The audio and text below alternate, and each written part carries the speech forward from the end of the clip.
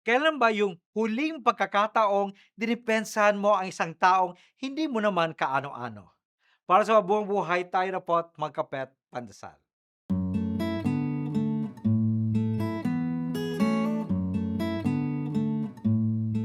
We all have our own circles, right? Our comfort zones where everyone thinks and acts just like us. But there is so much life happening outside the walls of our circles of friends and even of our interests.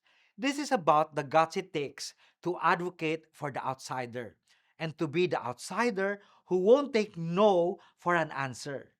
Don't be afraid to walk into spaces where you don't belong. And when you're the one on the inside, make sure you're opening the door for someone else.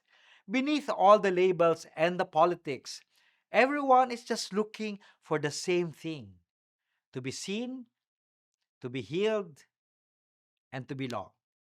Panalangin po tayo. O Panginoon, buksan mo ang aming mga puso, lalong-lalo na para sa mga taong hindi namin napapansin.